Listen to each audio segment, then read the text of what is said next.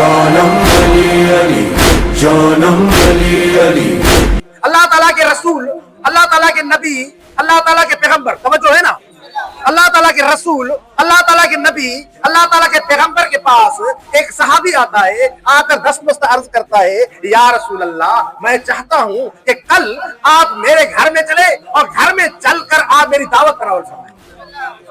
اللہ کے نبی نے سنا، اللہ کے نبی تھے، اللہ کے پیغمبر تھے، اللہ کے پیارے تھے. اللہ کے نبی نے کہا اے میرے صحابی کیوں نہیں، میں آپ کے ساتھ ضرور چلوں گا. اور جب دوسرا دن ہوا، توجہ ہے نا، جب دوسرا دن ہوا تو اللہ کے نبی تیار ہو گئے، تیار ہو کر اپنے صحابی کے گھر کی طرف جانے لگے. تو امام حسن بھی تیار ہو گئے، امام حسین بھی تیار ہو گئے. اے نانا رسول اللہ میں بھی آپ کے ساتھ چلوں گا، ہم بھی آپ کے ساتھ آپ کے صحابی کی دعوت پہ چلیں گے. اور یہ رسول اللہ حسن اور حسین جب اس صحابی کے گھر کے دروازے پر پہنچے تو کیا دیکھا کہ اللہ کے رسول کا وہ صحابی دروازے پر انتظار کر رہا، استقبال کرنے کے لیے، استقبال کرنے کے لیے، رسول اللہ کا استقبال کرنے کے لیے اللہ کے نبی کا صحابی دروازے پر کھڑا ہوا تھا. تو عزیز دوستو یہاں تک میں پہنچا تھا. اس کے بعد میں عرض کروں گا کہ لوگ کہتے ہیں کہ یہ علی والے، یہ شیعہ، یہ محبان اہل بیت جو یا حسین کرتے ہیں، توجہ ہے نا، جو یا حسین کرتے ہیں، جو حسین کو یاد کرتے ہیں، یہ صحابہ کو نہیں مانتے. میں ایسے شیعہ کو شیعہ نہیں مانتا جو صحابہ کو نہیں مانتا ہو. ہم تو صحابہ کے پاؤں کی مٹی کو اپنی آنکھوں کا سرما بناتے ہیں. اے مسلمان، اے کلمہ کو سمجھ، تجھے اور مجھے کون لڑا رہا ہے؟ تجھے اور مجھے نہ شیعہ لڑا رہا ہے نہ سنی لڑا رہا ہے. تجھے اور مجھے لڑا رہا ہے تو امریکہ لڑا رہا ہے، تجھے اور مجھے لڑا رہا ہے تو دشمن اہل بیت لڑا رہا ہے. ماشاءاللہ، اے منکر حیدر میرے بارے میں نہیں ہے، وہ نصر جو مومن ہے وہ قطارے میں نہیں ہے، وہ نصر جو مومن ہے وہ قطارے میں نہیں ہے.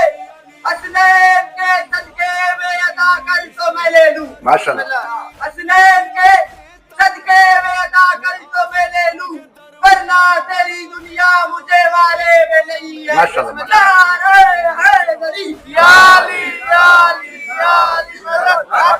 تو میں نے عرض کیا امام حسن اور امام حسین بھی رسول اللہ کے ساتھ صحابی کے گھر کی طرف روانہ ہوئے. اور پھر روایت بتاتی ہے کہ صحابی رسول تھا، استقبال کر رہا تھا. امام حسن کا بھی استقبال کیا، امام حسین کا بھی استقبال کیا، رسول اللہ کا بھی استقبال کیا. اور پھر روایت بتاتی ہے مسلسل وہ صحابی رسول اللہ کے قدموں کی طرف دیکھنے لگا. رسول اللہ گھر میں داخل ہوئے، اس کی نظریں جھک گئی. رسول اللہ نے ایک قدم اٹھایا، دوسرا قدم اٹھایا، تیسرا قدم اٹھایا. مسلسل وہ صحابی رسول اللہ کے قدموں کی طرف دیکھتا رہا. اور رسول اللہ اس کے کمرے میں داخل ہوا، وہاں پہ کھانا تناول کیا. اور جب واپس نکلے تب بھی روایت بتاتی ہے کہ اس صحابی کی نظریں رسول اللہ کے قدموں پر، اس صحابی کی نظریں رسول اللہ کے قدموں پر تھی. اور رسول اللہ نے یہ محسوس کیا، سمجھ گئے کہ یہ صحابی رسول جب سے میں آیا ہوں میرے قدموں کی طرف دیکھ رہا ہے. جب دروازے پر پہنچے، خدا حافظی کا ٹائم ہوا، تو صحابی رسول سے رسول اللہ نے فرمایا اے میرے صحابی میں دیکھ رہا ہوں جب سے میں آیا ہوں تو مسلسل میرے قدموں کو دیکھ رہا ہے، تو مسلسل میرے قدموں کی طرف دیکھے جا رہا ہے، آخر ماجرا کیا ہے؟ تو عزیز دوستو وہ اللہ کے نبی کا صحابی تھا، عظیم مقام پر پہنچا ہوا تھا. اللہ کے نبی کے صحابی نے کہا یا رسول اللہ نظر تو للہ ہے، میں نے اللہ تعالیٰ کے لیے یہ منت مانی ہے کہ جب اللہ کے نبی میرے گھر میں آئیں گے، میرے گھر میں جتنے قدم رکھیں گے ہر قدم کے بدلے میں ایک غلام آزاد کروں گا. ہر قدم کے بدلے میں تو اللہ کے نبی آپ کے قدموں کی تعداد گن رہا ہوں کہ آپ کتنے قدم میرے گھر میں رکھتے ہیں. اللہ کے نبی نے اس کے لیے دعا کی. اے میرے صحابی اللہ تعالیٰ آپ کو جزائے خیر عطا فرمائے. امام حسن نے بھی دعا کی، امام حسین نے بھی دعا کی، اور پھر اپنے اپنے گھروں کی طرف روانہ ہو گئے. امام حسن اور حسین اپنے گھر میں داخل ہوئے اور جب اپنی اماں کو دیکھا، سیدہ کو دیکھا، تو سیدہ کے سامنے سارا واقعہ امام نے پیش کر دیا کہ آج نانا رسول اللہ کے صحابی نے کمال کر دیا کہ ہمارے نانا رسول اللہ کے ہر قدم کے بدلے میں اس نے غلام آزاد کر دیا. اور پھر امام حسین نے کہا کہ اماں جان اگر آپ کی اجازت ہو تو اب ہم نانا رسول اللہ کی دعوت کریں گے. ہم چاہتے ہیں کہ ہم اپنے نانا رسول اللہ کی دعوت کریں. سیدہ نے کہا کیوں نہیں، ضرور.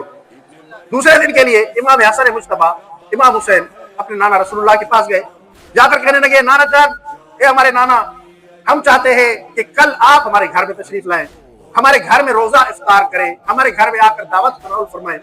तो रसूलुल्लाह ने कहा, क्यों नहीं, मैं आपके घर तो आने के लिए तैयार हूं। दूसरा दिन हुआ, रसूलुल्लाह हजरत सैयदा ज़हरा सल्लल्लाहु अलैहि वसल्लम बीबी के घर की तरफ रवाना हुए। अब जैसे ही सैयदा के, अब देखिए मकाम समझना है अहल बैत का, अहल बैत को अपने जैसा न समझो। जैसे ही रसूलुल्लाह सैयदा के घर के दरवाजे पर पहुंचे तो क्या देखते हैं कि जिब्राइल अमीन रसूल से पहले वहां पे मौजूद है। रसूलुल्लाह से पहले जनाब जिब्राइल मौजूद थे।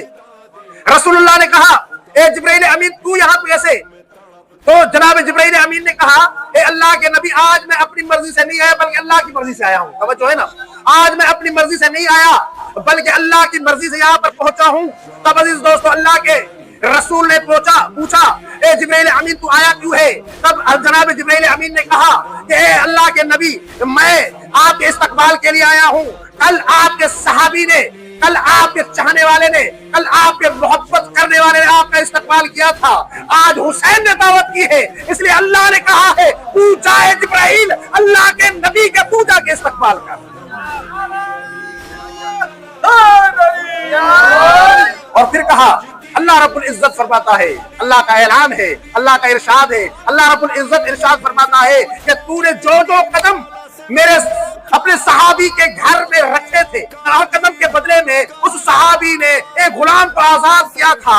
और अल्लाह ताला इरशाद फरमाता है कि ये दावत मेरे हुसैन ने की है, ये दावत मेरे महबूब बंदे ने की है, ये दावत मेरे पसंदीदा हुसैन ने की है, मेरे प्यारे हुसैन ने की है। इसलिए ए अल्लाह के नबी, जितने कदम तू सैयदा के घर पर रखेगा, हर कदम के बदले में मैं 70,000 गुनाहगारों को माफ कर दूंगा। बोलली बोलली बोलली बोलली बोलली बोलली